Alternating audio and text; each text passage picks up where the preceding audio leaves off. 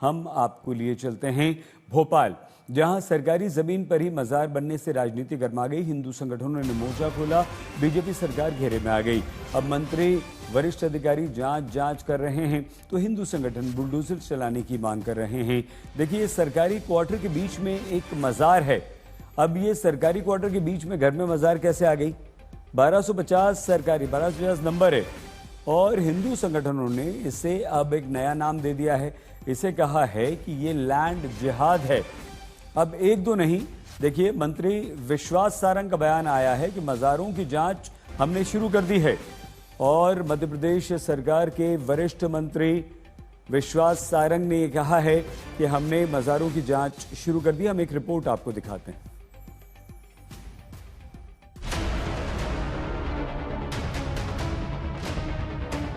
सरकारी क्वार्टर्स, सरकारी जमीन और बीच में मजार, यह है मध्य प्रदेश की राजधानी भोपाल का हाल।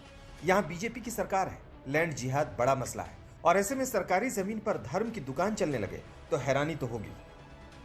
मध्य प्रदेश की राजधानी भोपाल में सरकार की ठीक नाक के नीचे सरकारी मकानों के परिसर में एक मजार बनकर तैयार हो गई है और इसे लेकर के अब हिंदूवादी संगठनों ने मोर्चा खोल दिया है।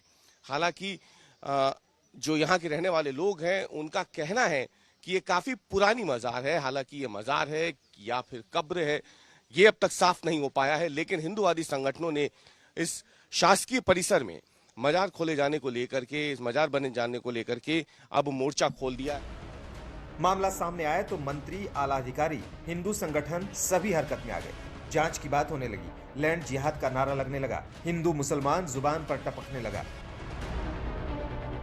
सरकारी मकान के अंदर मजार कैसे बन गए? क्योंकि ये जो मकान है जो आपने बोला 1250 और इस पूरे क्षेत्र में ये लगभग 50-55 वर्ष 70 के दशक में बने थे।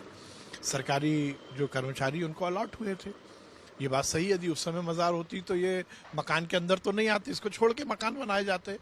इसका मतलब प्राइमा फेसी तो लगता है कि ये बाद में बनी है और ये यदि लैंड जिहाद से जुड़ा हुआ मामला तो सहन करने योग्य नहीं है।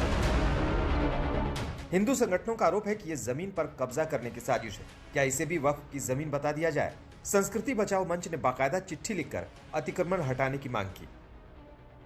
ये लैंड जिहाद का मामला है। आप देखिए, ये सरकारी मकान है, सरकारी मकान का ये आंगन है। आप बगल में भी देखेंगे तो एक आंगन है, वो खुला हुआ आंगन है। यहाँ पर मजारों का निर्माण, आपके कोई पीर पैगंबर यहाँ पर अगर उनको दफनाया गया होगा तो यहाँ कैसे दफना दिया गया? यही तो आप लैंड जिहाद कर रहे हैं कि ये इस जमीन के, इस मजार की आड़ में एक जोगी का निर्माण कर दिया गया, ये शेड बना दिया गया। अब ये जगह जो है हमारी सिक्योर हो गई, हम इसके अधिकारी हो गए, तो ये जमीन पे कब्जा हो गया। ये पूरा इलाका वीवीआईपी है। 1 किलोमीटर के दायरे में मंत्री अफसर रहते हैं। सीएम शिवराज सिंह चौहान का बंगला भी पास में ही है।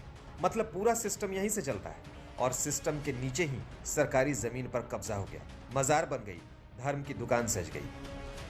और यहाँ पे जितने भी शिवाजी नगर, तुलसी नगर, नॉर्थ टी नगर, साउथ टी नगर, जितने भी मकान बने हुए हैं ये सारे अवैध बने हुए हैं। ये पंडित जी को मैं संज्ञान में बात बताना चाहूंगा। और दूसरी बात, आज अगर हम बात करें किसी भी चीज की तो निष्पक्ष रूप से और उसको अपन सत्यता पे बात करें। बाकी पंडित जी अपना पक्ष रख रहे हैं, मैंने अपना पक्ष रखा कि अगर बात मजार की बात हो रही है तो बात अवैध पूरे मकानों की बात भी अपन करें। इस पे अपन एसडीएम और कलेक्टर की संज्ञान में ये बात आना चाहिए। चिट्ठी पत्री भी हो गई, मंत्री अफसर तक बात पहुंच गई, लेकिन अब भी शुभ मुहूर्त का इंतजार है। कब ये मजार हटेगी कोई नहीं जानता, कब प्रशासन जागेगा कोई नहीं जानता, कब मंत्री जी बयान की जगह एक्शन लेंगे कोई नहीं जानता। रवीश पाल सिंह, भोपाल, आज तक।